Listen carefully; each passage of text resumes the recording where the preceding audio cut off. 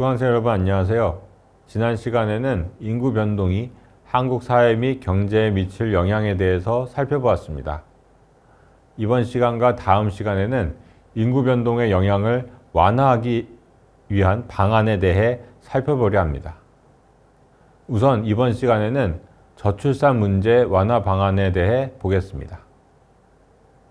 지난 시간에 보신 것처럼 급속한 인구 변동은 한국 사회와 경제에 큰 영향을 미칠 것으로 전망되고 있습니다. 따라서 인구 변동을 완화하기 위한 대책 마련이 시급합니다. 가장 시급한 과제는 역시 저출산 문제를 해결하는 일일 것입니다. 한국은 세계에서 저출산 문제가 가장 심각한 국가입니다. 저출산이 사회 문제가 된 지도 오래되었으나 해결은 요원해 보입니다. 물론 이 문제를 해결하기 위해 다양한 정책이 추진되어 왔고 현재도 시행되고 있습니다. 여기에 투여되고 있는 재정 규모도 매우 큽니다. 그러나 뚜렷한 성과로 이어지지는 못하고 있습니다. 백약이 무효가 아닌가 싶을 정도입니다. 하지만 그렇다고 해도 계속해서 해법을 찾아볼 필요는 있습니다. 여기서는 최근 연구를 통해 제시되고 있는 개선 방안을 몇 가지 소개하겠습니다. 우선 결혼 및 출산이 기피되고 있는 원인부터 보겠습니다. 개인 단위의 조사 결과를 보면 결혼과 출산이 기피되고 있는 주 요인은 과도한 경쟁, 고용, 주거, 양육과 관련된 불안 등인 것으로 나타나고 있습니다. 경쟁 압력이 높을수록 희망 자녀 수가 줄어드는 것으로 나타나고 있고 주택 마련 비용에 대한 부담은 결혼과 출산 의향을 낮추는 것으로 나타나고 있습니다. 또 취업 여부나 고용 안정성도 결혼과 출산 의향에 영향을 주고 있고 양육 비용에 대한 부담도 저출산의 원인이 되고 있습니다. 이러한 결혼 및 출산 기피 원인을 해소하기 위해서는 어떻게 해야 할까요? 결혼 및 출산에 대한 지원 정책부터 보겠습니다. 우선 양육 비용 부담을 줄이기 위한 정책적 지원이 더 강화될 필요가 있습니다.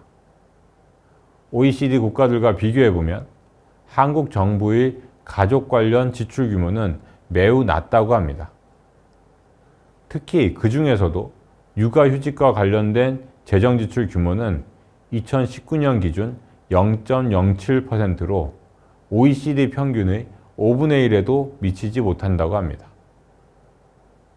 육아 관련 지원을 더욱 확대함으로써 양육 비용에 대한 부담 때문에 출산을 기피하는 일을 줄여가야 하겠습니다. 이와 함께 가정, 양립을 위한 제도의 활용도를 높일 수 있는 방안을 더욱 강구해야 할 것으로 보입니다. 그 방안 중 하나는 육아휴직 사용률을 높이는 것입니다. 한국의 법정 육아휴직 기간은 OECD 국가들과 비교해 짧지 않습니다. 문제는 육아휴직 사용률이 낮다는 데에 있습니다. 2020년 기준으로 출생아 100명당 여성 48명, 남성 14.1명이 육아휴직을 사용한 것으로 나타나는데 남녀 모두 OECD 국가들과 비교하면 매우 낮은 수준입니다. 육아휴직 사용률을 높이기 위해서는 이를 사용하는 것이 자연스러운 현상이 되도록 직장 문화가 바뀔 필요가 있습니다. 예전보다는 많이 개선되었지만 여전히 이를 사용하는 것을 주저하게 만드는 문화를 가진 기업도 많은 듯합니다.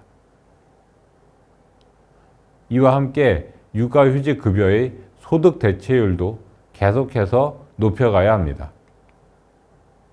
2025년부터 육아급여 지급 기준이 바뀌어 첫 3개월은 최대 월 250만 원, 4에서 6개월은 최대 월 200만 원, 7개월 이후에는 최대 월 150만 원이 지급되고 있습니다. 이전에 비해서는 개선된 것이나 상한액 수준을 더욱 높여갈 필요가 있습니다. 육아기 단축 근로제도도 최대 3년까지 사용 가능하나 대체 인력 확보의 어려움, 동료 직원의 업무 증가 등의 이유로 사업주가 사용을 기피하는 경향이 있습니다. 이러한 문제를 해결하기 위해 사업주에 대한 지원을 강화하는 등의 정책을 확대해 갈 필요가 있습니다. 그런데 출산과 양육을 지원하는 것만으로는 문제를 충분히 해소하기는 어려울 것입니다. 구조적으로 개선이 필요한 부분들도 바뀌어 가야 할 것입니다. 우선 경쟁 압력을 완화하기 위해서는 수도권 집중 현상을 완화하기 위한 정책을 강화할 필요가 있습니다. 이는 주택 마련 비용에 대한 부담을 낮추기 위해서도 필요한 정책입니다. 한국 사회를 기회 다원주의적인 사회로 변모시키는 것도 경쟁 압력을 완화하기 위해서 필요해 보입니다. 한국 사회는 특정 나이에 특정 관문을 통과한 사람만 안정적인 인생 경로를 따라갈 수 있는 사회입니다.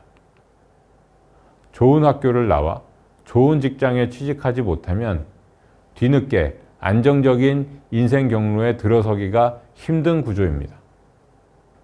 이러한 구조를 생애 동안 소득 및 고용 지위의 이동 기회가 여러 번 주어지는 구조로 바뀌어갈 필요가 있습니다. 또한 고용 불안 해소를 위해서는 노동시장의 이중구조 문제도 완화해야 합니다. 노동시장은 크게 1차 노동시장과 2차 노동시장으로 나누기도 합니다. 1차 노동시장은 많은 사람들이 선망하는 양질의 일자리로 대기업 정규직이 대표적입니다.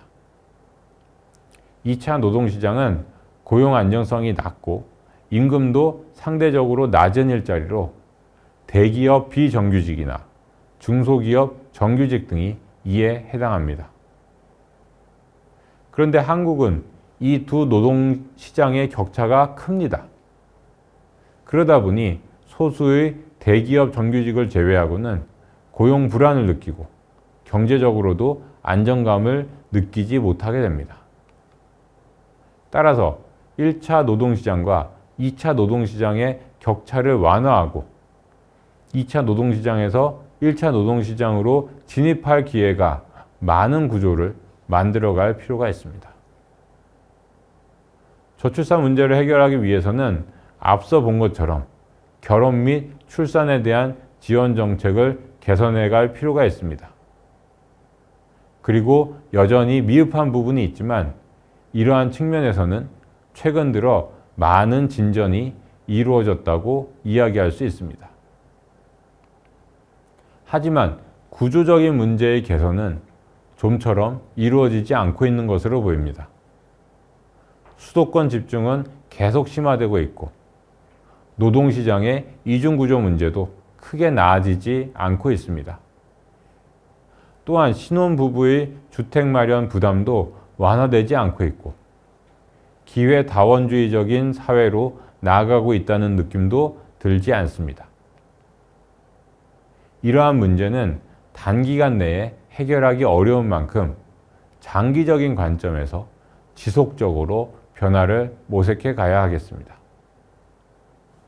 지금까지 인구 변동의 영향을 완화하기 위한 방안 중 저출산 문제 완화 방안을 살펴보았습니다. 다음 시간에는 인구 변동의 영향을 완화하기 위한 방안 중 이민 정책에 대해서 살펴보겠습니다.